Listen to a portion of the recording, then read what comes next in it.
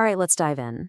Today, we're going to unlock a really simple but powerful way to recite and memorize the Quran. We've taken an expert's masterclass and basically boiled it down to the essentials, a method you can literally start using the minute we're done here. So let's get right to it. Okay, let me ask you something. And I bet this is going to sound familiar. Have you ever put in all that effort, all that heart into memorizing some verses? You feel that amazing connection, and then just a few days later, it's gone? It's so frustrating, right? But what if I told you there's a system, a real structured way to make it actually stick?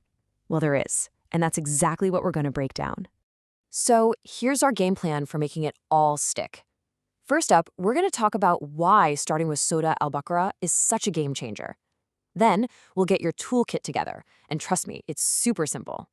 After that, we'll dive into the secrets of correct recitation, set you up with an anti-forgetting review system, and then we'll hit you with the real secret to making it all work. All right, so first things first, why on earth do we start with Surah Al-Baqarah? You know, the source material makes a really powerful point here. Before you get into the how, the techniques and all that, you've got to have a solid why. This isn't just about picking some chapter at random. Nope. This is about building the motivational bedrock for your entire journey. Okay, so check out this concept, Fustad al-Quran. What does that even mean? Well, think of a fustad as the commander's tent, right in the middle of a battlefield. It's the nerve center, the headquarters, where all the plans, all the strategies come from. And the idea here is that Surah Al-Baqarah is exactly that for the Quran. It's the command center. It's where the core guidance flows from. So when you start there, you're literally starting at the heart of it all. And this quote, man, it just nails the urgency of it all.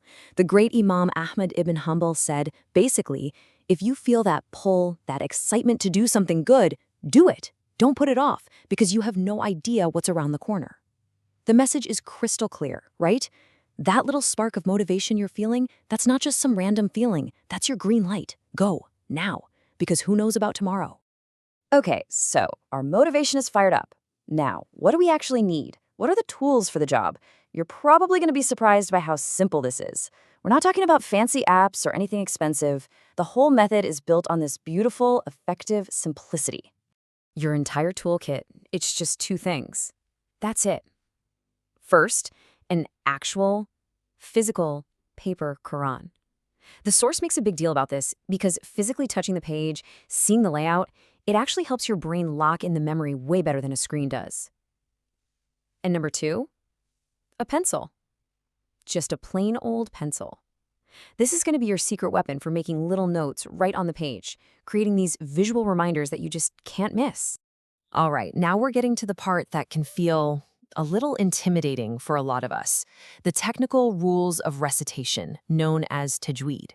It can feel like this huge, complex mountain to climb, but the whole point of this method is to break that mountain down into tiny, easy-to-climb steps.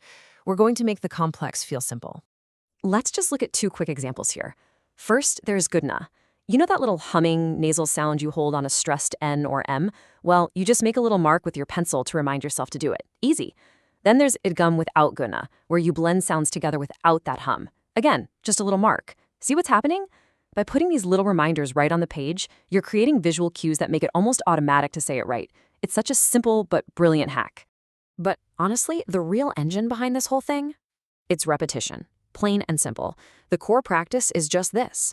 You take a verse and you repeat it out loud with focus 5 to 7 times. And this is so crucial. You're not just trying to cram words into your head. No, you're drilling the correct sound, the right rhythm, into your muscle memory.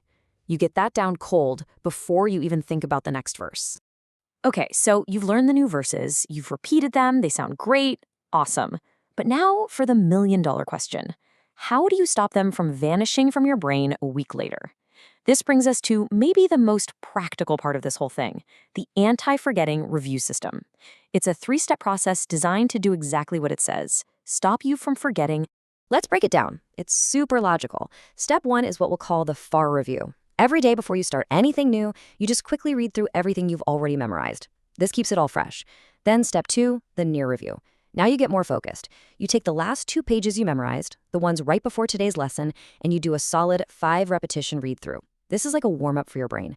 And only then, once you've warmed up both your long-term and short-term memory, do you move on to step 3, learning your new stuff for the day. It's a genius way to make sure you're always building on a rock-solid foundation.